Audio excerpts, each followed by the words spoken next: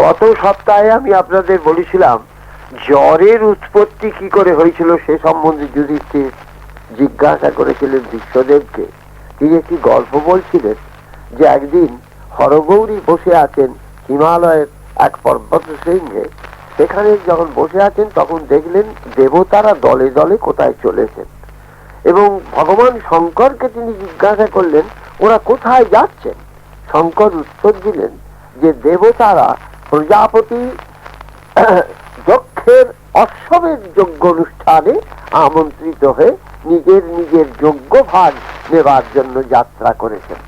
তখন পার্বতী মহাদেবকে বিস্মিত হয়ে জিজ্ঞাসা করলেন, প্রভু, দক্ষরাজ সকলকে নিমন্ত্রণ করলেন অথচ আপনাকে নিমন্ত্রণ করলেন না, এ তো বড় আশ্চর্য কথা। মহাদেব হেসে বললেন, পূর্বে যজ্ঞ ভাগ কল্পনার সময় দেবতারা আমার ভাগটি কল্পনাই করেন এবং সেই থেকে আমার জন্য কোনো ভাগ রক্ষা করার নিয়ম যজ্ঞে নেই। এই কথা শুনে পার্বতী অত্যন্ত ক্ষোভের সঙ্গে বলে উঠলেন, এ তো বড় বিচিত্র ব্যাপার।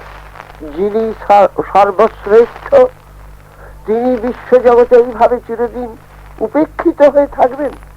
এত বড় অন্যায় সহ্য করা যায়? এদের কি চৈতন্য সম্পাদনের কোনো উপায় হবে না? ক্ষোভে লজ্জায় আমি যে মরমে মরে যাচ্ছি দেব, এর প্রতিকার আপনাকে করতেই হবে।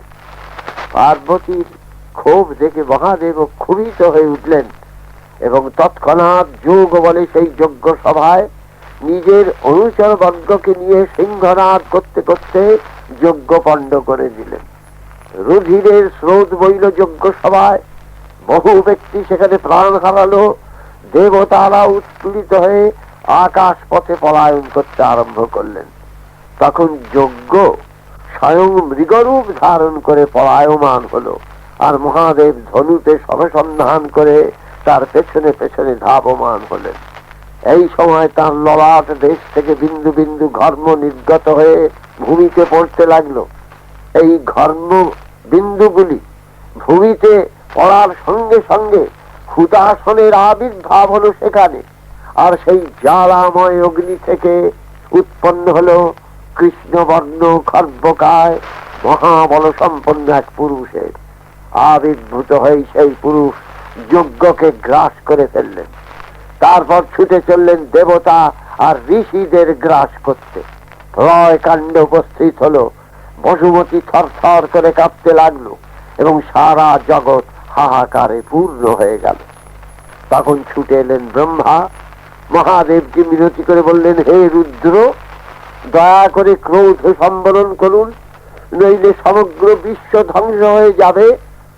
আপনার শ্বেদবিন্দু থেকে যে পুরুষের উৎপত্তি হয়েছে তাকে আপনি অবিলম্বে নানা ভাগে বিভক্ত করে পৃথিবীকে রক্ষা করুন। ইনি জড়রূপে পৃথিবীতে অবস্থান করুন, আপত্তি নেই, নচেত এই পুরুষ একাই বিশ্ব সংহার করে ফেলবে।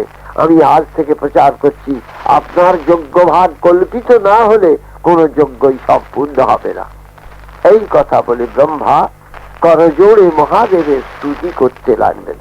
ব্রহ্মার স্তবগানে মহাদেব শান্ত ভাব ধারণ করে জ্বরকে নানা ভাগে বিভক্ত করে পৃথিবীতে ছড়িয়ে দিলেন।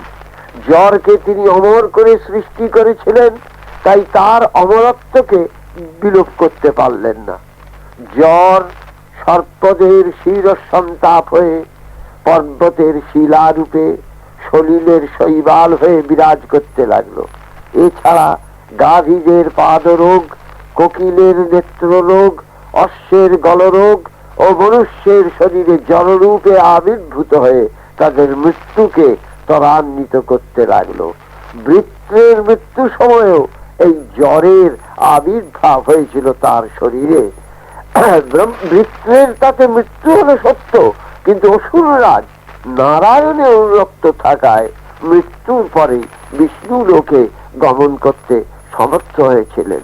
এই যে কাহিনীটি আপনাদের কাছে মহাভারত থেকে বললাম, সতীর দেহত্যাগে পরবর্তীকালে পৌরাণিক কাহিনীতে এই দক্ষ রাজকন্যা সতীর দেহত্যাগ হয়েছিল এবং তার দেহ খণ্ড বিখণ্ডিত হয়ে নানা স্থানে ভারতবর্ষের পড়েছিল, এই কথা প্রচার আছে।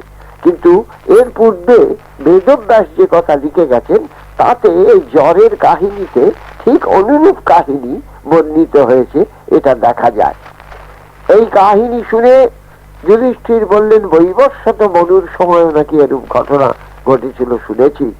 ভীষ্ম বললেন, হ্যাঁ, সেই ঘটনার যা বিবরণ পাওয়া যায় তা এরই অনুরূপ। বৈবস্বত মনুর সময়ে প্রচেতার পুত্র দক্ষ হিমালয়ের পাদদেশে এক বিরাট অশ্বমেধ যজ্ঞ করেছিলেন। সেই যজ্ঞে দেবতা দানব থেকে আরম্ভ করে অন্ডজ, ছেদজ, উদ্ভিজ্জ প্রভৃতি সকল প্রাণীদের তিনি আমন্ত্রণ জানান। দেবতারা নিজেদের পত্নী ও বাহন সমেত সেই যজ্ঞে উপস্থিত হন এবং ঋষি ও অন্যান্য প্রাণীরাও সেই বিরাট যজ্ঞে উপনীত হয়ে যজ্ঞের শোভা বর্ধন করেন। দক্ষ সকলেরই যজ্ঞভাগ ঠিক করে রেখেছিলেন তাদের দেবেন বলে, আর পরিকল্পনা করে এই যজ্ঞ আরম্ভ করেছিলেন। এই যজ্ঞে মহর্ষি দধীচি উপস্থিত হয়ে দেখলেন যে ত্রিভুবন যজ্ঞে আমন্ত্রিত, কিন্তু একমাত্র দেবতা রুদ্র আমন্ত্রিত নন। ওই গল্পটি আবার মহাভারতেও পরবর্তী কালে লিখিত হয়েছে। তখন তিনি ক্রুদ্ধ হয়ে বলে উঠলেন, যে যজ্ঞে ভগবান রুদ্র পূজিত না হন তাকে যজ্ঞ বা ধর্ম বলে নির্দেশ করা যায় না। যদি রুদ্রের যজ্ঞ ভাগ না থাকে তাহলে এই যজ্ঞ নিশ্চয় পণ্ড হবে। যেখানে পূজ্যের অপমান, অপূজ্যের সম্মান হয়, সেখানে সিদ্ধির আবির্ভাব ঘটে না। আর যে ব্যক্তি এ কার্য করে সে নরহত্যা তুল্য পাপ করে। তবে আমি বলে যাচ্ছি, পশুপতিকে অপমান করে দক্ষ যে অসৎ কার্য করেছে তার ফল সে পাবে। স্বয়ং পশুপতি এই যজ্ঞে সমাগত হয়ে যজ্ঞ বিনাশ করবেন। তখন দক্ষ বললেন, যজ্ঞেশ্বর বিষ্ণুর জন্য আমি সুবর্ণ পাত্রে মন্ত্রপুত হবি সংরক্ষণ করে রেখেছি, তাকেই আমি যজ্ঞকর্তা বলে আবাহন করেছি। অতএব মহাদেবের পক্ষে এই যজ্ঞ নষ্ট করার সাহস হবে না, এই বিশ্বাস আমার আছে। যজ্ঞ ক্ষেত্রে যখন দধীচি ও দক্ষের মধ্যে বাদানুবাদ চলছে, ঠিক সেই সময় কৈলাসে পার্বতী ভর্তার নিমন্ত্রণ না হওয়ায় সখেদে বলে উঠলেন যে তার নিজের নিশ্চয় কোনো অপরাধ হয়েছে, নইলে তার স্বামী যজ্ঞ ভাগ পাবেন না। কেন, কিভাবে তপস্যা করলে তার স্বামী যজ্ঞ ভাগ পেতে পারেন, তাই চিন্তা করতে করতে তিনি আকুল হয়ে উঠলেন। মহাদেব সদা সন্তুষ্ট, কে তাকে নিমন্ত্রণ করলো না করলো সেদিকে দৃষ্টি নেই, কিন্তু তার পত্নীর চাঞ্চল্য দেখে তার মন বিগলিত হল। তিনি তাকে বোঝাবার জন্য বললেন, হে কল্যাণী, দুঃখ করো না। দেবতার দক্ষ মোহবশত আমাকে বিস্মৃত হয়েছে। ধ্যানবিহীন অসাধুরা কখনো আমাকে জানতে পারে না, কিন্তু স্তুতি পাঠকরা আমারই স্তব করে যজ্ঞে সামবেদী ব্রাহ্মণরা আমারই উদ্দেশ্যে সামগান করে ঋত্বিকরা আমাকে এই যজ্ঞ ভাগ প্রদান করে থাকে। অতএব তুমি খেদ করছো কেন? এই কথা শুনে পার্বতী ক্ষুব্ধ হয়ে বললেন, স্ত্রীর কাছে পুরুষ এইভাবে আত্মমহিমা প্রচার করে যে প্রকৃত শক্তিমান যে সে তার কার্যের দ্বারাই আপন শ্রেষ্ঠত্ব প্রকাশ করে, সম্মুখে তাকে কিছু বলতে হয় না।